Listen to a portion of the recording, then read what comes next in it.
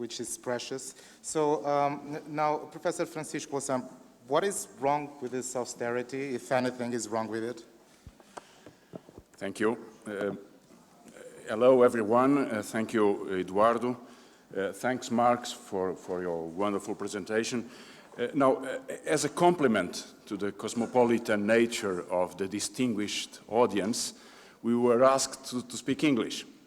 So I must begin by saying that I'm very happy Mark was born in Scotland and not in Germany, because, of course, English is much more an adequate language, pedestrian language, for dealing with such a complex problem we are discussing.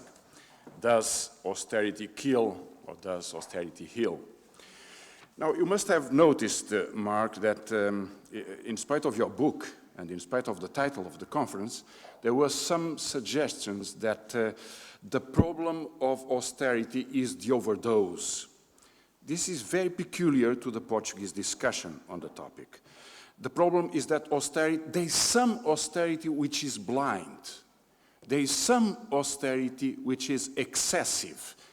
Be afraid, quantity may become quality.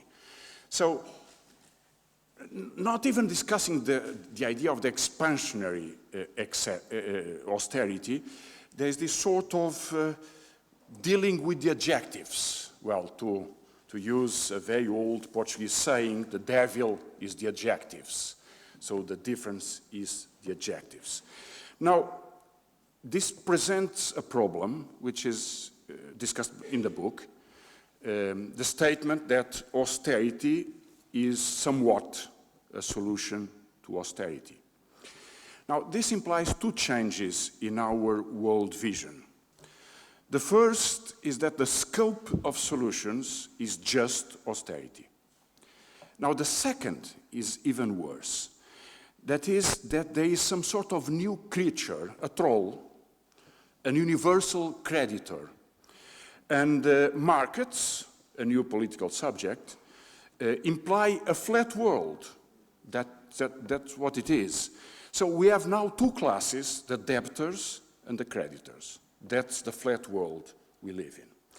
Now, I will deal briefly with the book, then to speak on inequality, and to finish on some of the Portuguese problems of austerity.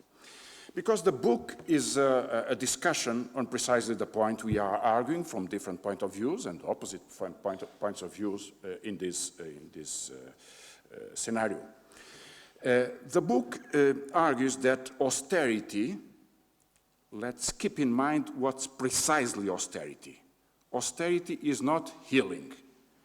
It's a regime change solution, which implies a voluntary deflation for an adjustment being brought by the decrease of wages, prices, public spending, and social activity. It is said it is meant to restore competitiveness. And John Cochrane, for instance, it's quoted in the book, one of the Chicago builders of this idea, uses the old crowding out effect. $1 in budget spending is $1 less in private spending, meaning consumption and investment. Do you see anything of it in austerity plans? Now, the book presents a criticism, which is a very nice one, on the schizophrenia.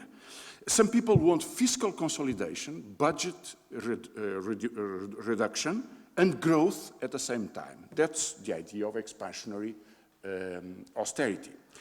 Now, austerity and the facts are there to prove that they imply an increase of debt, which means an increase of the interest rate, which means that the bonds are riskier, and the most important conclusion is that they provide larger rents for the financial system. So if we discuss the nature of the disease, my opinion, which is certainly controversial, but many share it, that the disease was created by the disruption of the financial system, on how the finance reshaped our economy and reorganized it in order to take rents out of it, the flat world of austerity. So the problem with austerity, furthermore, is that it does not stop, because it is not a solution. If it were a solution, it would stop sometime. But it is not a solution. It is a program. A member of the Portuguese government said very wisely that it implies a new normal, a new normality, a new world, flat world. So this sort of regime change is indeed the big social challenge and the big political and economic challenge, not only because it implies renouncing to all the teachings of economics for more than one century now, but because the increase of the rents means a violent society and a violent differentiation. The Pope is not alone saying that. Now, let's look at Europe for a short period, for a short moment. Europe organized this regime change, or included it in the treaties, in the structure of the European Union. It was recalled by Marx that comes out of ordo-liberalism. We were not so much aware, or it was not so important for us in southern countries. What's that specific Freiburg school of law after the Second World War in Germany? And we did not even discuss so much how it imposed the legal structure and the constitutional rules of Europe as it stands. But it's time to look at it, because it implies a tremendous new force, meaning that the markets have a total power on society by themselves. This is not anymore Polanyi saying that the economy is a free chapter of the society. Now the economy and the finance in the economy, so rent-seeking activities, organize the constitutional structure of society. That's why the budgetary treaty is so dangerous. And by the way, what happened this week in Germany is so dangerous for Europe. The agreement between the Socialist Party and the CDU, the right-wing party, is so dangerous for Europe. For many of us, it means that there is Europe no longer.